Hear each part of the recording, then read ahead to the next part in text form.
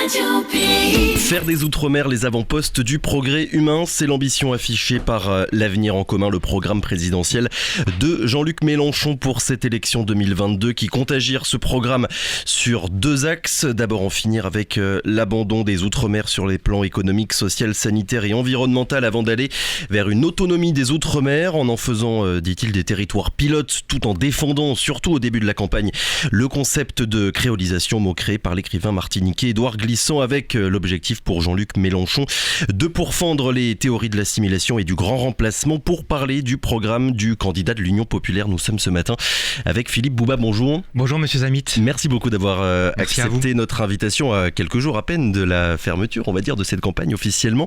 Vous êtes, je rappelle, le porte-parole de la France Insoumise en Guyane. Première question, Philippe Bouba, imaginons, ça y est, Jean-Luc Mélenchon est élu le 24 avril prochain. Sa première mesure pour les Outre-mer et plus spécifiquement pour la Guyane, c'est quoi ? Qu'est-ce qui change tout de suite ?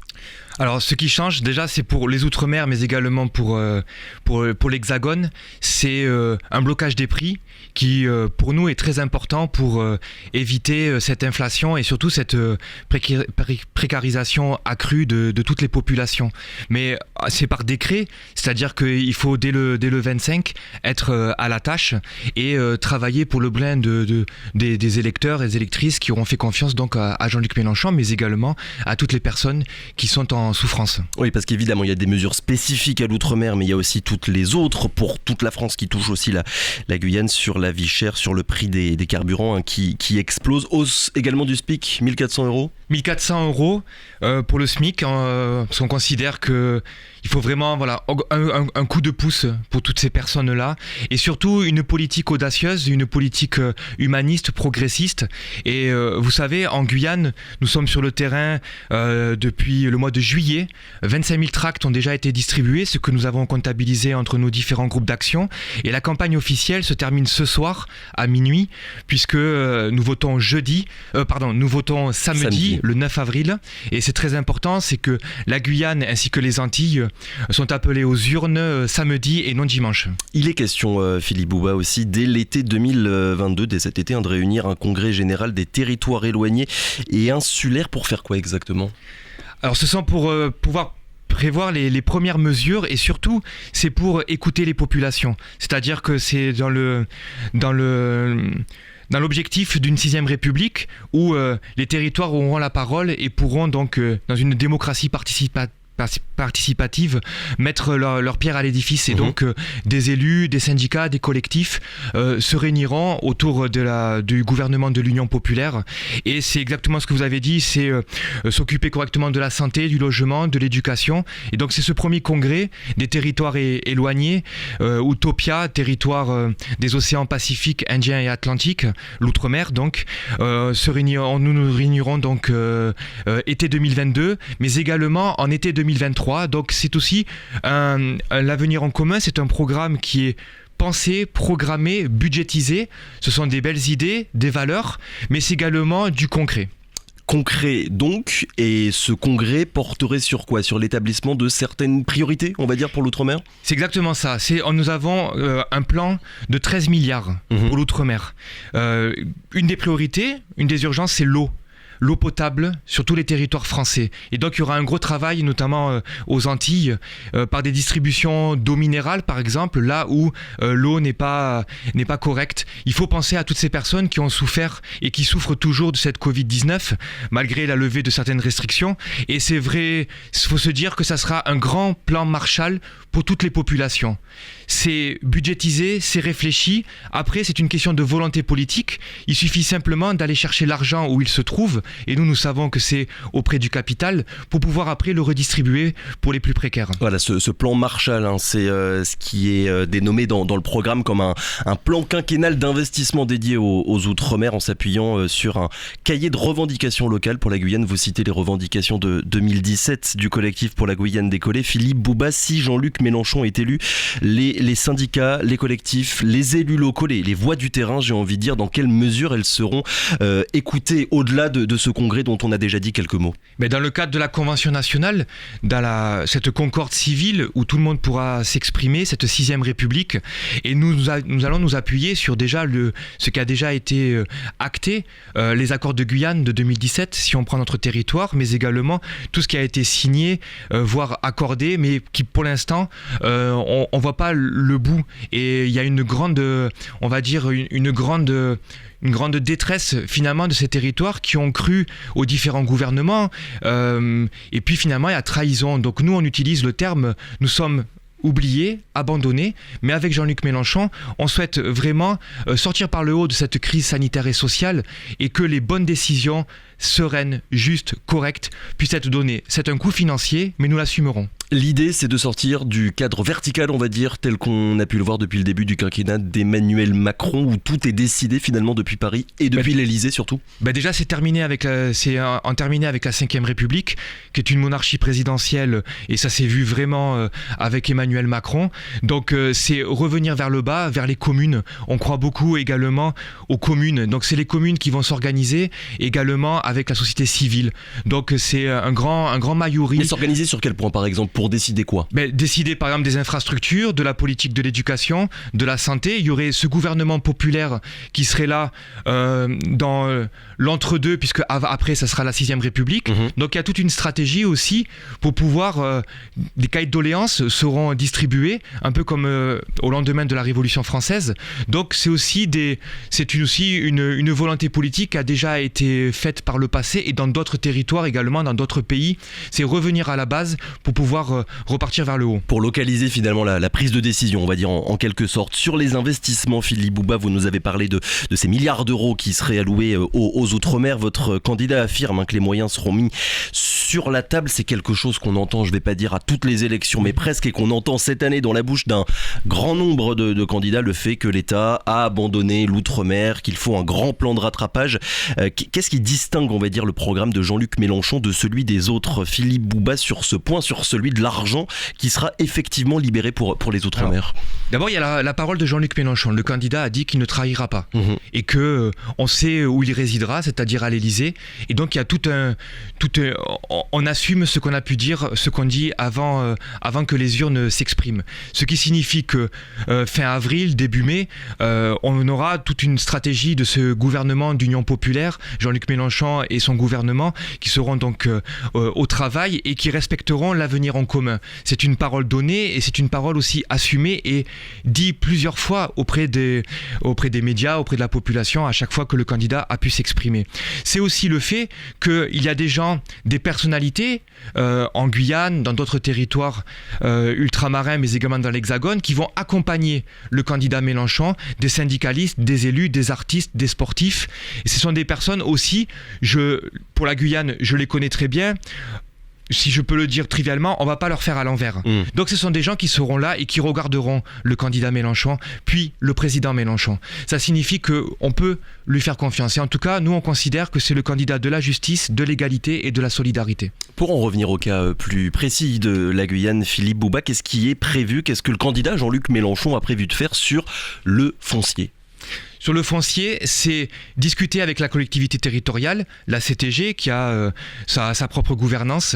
Et puis, c'est être autour d'une même table pour savoir l'avenir en commun, notre destin commun. Ce sont des termes que l'on a souvent utilisés depuis l'année dernière et qui correspondent également à notre souhait de participer ensemble à une république non pas fédérale, mais fédératrice. Donc pour être clair, rien n'a encore été décidé sur ce point, ce sera en discussion avec les élus locaux. C'est en discussion, parce qu'on ne va pas non plus imposer à 7000, 8000 kilomètres des lois et des dictates. Jean-Luc Mélenchon, lorsqu'il était devant les élus de la Guyane, a très bien dit qu'il fallait discuter, échanger, et qu'il était prêt également à écouter les élus, parce que tout simplement, c'est ceux qui connaissent le terrain. Et en plus, faisant partie de la majorité, le message passe beaucoup mieux. Un mot sur l'écologie, Philippe Bouba. On sait que pendant longtemps, c'est une vision qui était absente du logiciel politique de Jean-Luc Mélenchon, ici émis récemment. Aujourd'hui, il dit vouloir faire des Outre-mer des territoires pilotes de la planification écologique. Je sais que c'est un sujet tentaculaire et qu'on ne pourra pas tout dire en quelques minutes, mais quels sont les points phares, Philippe Bouba, au-delà de la déclaration de principe, quelles mesures concrètes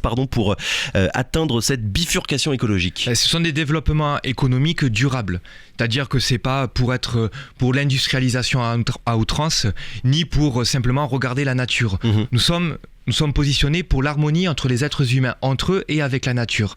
Ça signifie qu'il faut travailler pour la population, travailler également pour les espèces vivantes, végétales, et qu'on puisse progresser tous ensemble parce que nous faisons partie de la même planète. Donc là aussi, c'est discuter avec des spécialistes, avec des sachants, et également écouter la volonté politique des élus territoriaux, départementaux ou généraux, c'est-à-dire qu'il faut être au contact de la population. Tout cela se fera dans le dialogue, dans la transparence.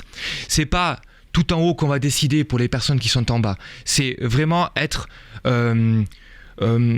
du fait du phénomène politique de chaque territoire. Et je pense que c'est comme ça, dans le respect et dans le dialogue, que l'on pourra avancer. Et d'ailleurs, aujourd'hui est sortie une tribune de plusieurs élus de l'outre-mer.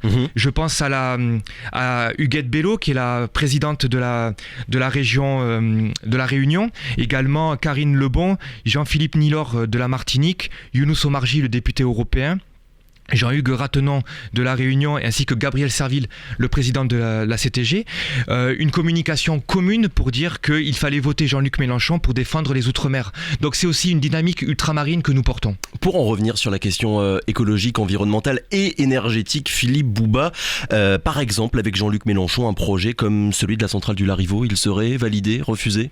Alors nous allons écouter les élus du territoire. Voilà, c'est-à-dire qu'on veut vraiment être à la base en entendant ce qui se passe. Notre position également, c'est qu'il faut regarder comment avoir un développement durable, correct, en reprenant en regardant toutes les difficultés, toutes les barrières qui peuvent nous impacter, mais il ne faut pas faire n'importe quoi. Jean-Luc Mélenchon vise un 100% renouvelable d'ici les prochaines années. Bien sûr, il y a une politique, alors elle se fera, déjà c'est l'arrêt du nucléaire. Ça c'est très important. Et c'est également chercher les ressources, la biodiversité. Donc c'est plein de stratégies que l'on peut trouver, que l'on doit chercher. Mais surtout, je pense, ce qui est important, c'est surtout aucune panique, aucun délire, aucune exagération. Regardez concrètement ce que l'on veut faire ensemble. Sur la question de la souveraineté alimentaire maintenant, là encore un sujet partagé par beaucoup de candidats. Vous souhaitez développer la production locale. De quelle manière, Philippe Bouba ? Faire parler les agriculteurs et les agricultrices. On prendra le cas de la Guyane, les aider, leur permettre aussi de s'installer. Tout à l'heure, vous avez évoqué le foncier, qui est une grande partie des territoires étatiques. Il faut pouvoir les redistribuer et les donner à la population, ou en tout cas leur permettre de pouvoir accéder à ce qui est un droit, c'est-à-dire pouvoir aussi faire fructifier sa propre terre. Donc des aides, le foncier, c'est bien ça ? Le foncier, c'est exactement cela. Donc on est aussi sur une évolution statutaire qui permettra justement aussi de faire progresser les territoires selon leur propre vision, tout en gardant un cadre national, puisque nous sommes pour la République fédératrice. On reviendra sur la question de l'évolution statutaire, Philippe Bouba, dans quelques minutes. Autre sujet, l'économie. On a compris votre position, notamment sur les services publics, sur les investissements à faire, mais sur l'économie à développer en Guyane, serpent de mer qui revient à chaque élection locale ou nationale. Vous souhaitez, je cite votre programme, sortir d'une dépendance économique de type post-colonial, en la remplaçant par quoi et surtout en la remplaçant comment ? Écouter les acteurs et les actrices de Guyane, permettre à ce que les petits patrons ne soient plus impactés par la Covid, ne soient plus également touchés par des normes qui arrivent qu'on nous dicte de 7000 ou 8000 km. C'est-à-dire qu'il faut aussi regarder notre territoire. Nous sommes en Amérique du Sud avec nos spécificités. Donc il est logique aussi de regarder du côté du Suriname, du Brésil. Mais tout cela ne peut se faire qu'avec une évolution statutaire, un changement de paradigme, mais également avec une volonté politique. Et c'est un peu notre leitmotiv, c'est qu'on sera vraiment au charbon pour faire progresser et surtout penser à toutes les personnes, et notamment celles qui sont en difficulté, ceux qui ont trébuché, et on sera à leur côté. Nous sommes de gauche, nous l'assumons, et il faut aussi que l'on puisse assurer aussi ce programme ambitieux. Mais en développant quel secteur ? On a bien compris que vous souhaitiez entendre les voix de tout le monde. En développant l'économie, sur quel point précis, Philippe Bouba ? L'économie bleue, oui. La pêche, l'agriculture, et on pense également au bois, ou au tourisme, c'est-à-dire également donc à renforcer des choses qui existent déjà. Des secteurs économiques en fait qui sont visibles en Guyane.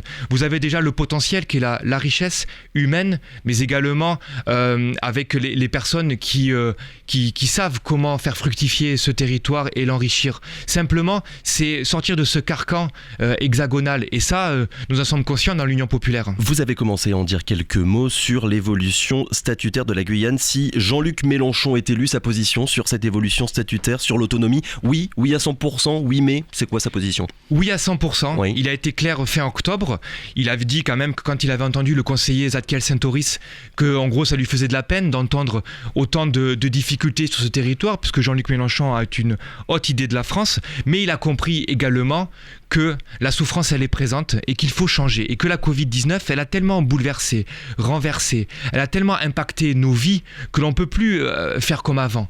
Et on disait à l'époque que le jour d'après il devait être différemment, et on a vu que finalement rien n'a changé au-delà du confinement. Mais certainement, nous on y croit, et en tout cas on se bat pour ça, que la Guyane de demain sera meilleure avec Jean-Luc Mélenchon. Et de quelle manière, Philippe Bouba, le processus d'autonomie de la Guyane avec Jean-Luc Mélenchon au pouvoir se ferait à côté de cette assemblée constituante, puisque je le rappelle, le projet phare, un des projets phares de l'Union populaire, c'est de changer les institutions françaises pour arriver à une 6e république, et la Guyane dans tout ça, Philippe Bouba.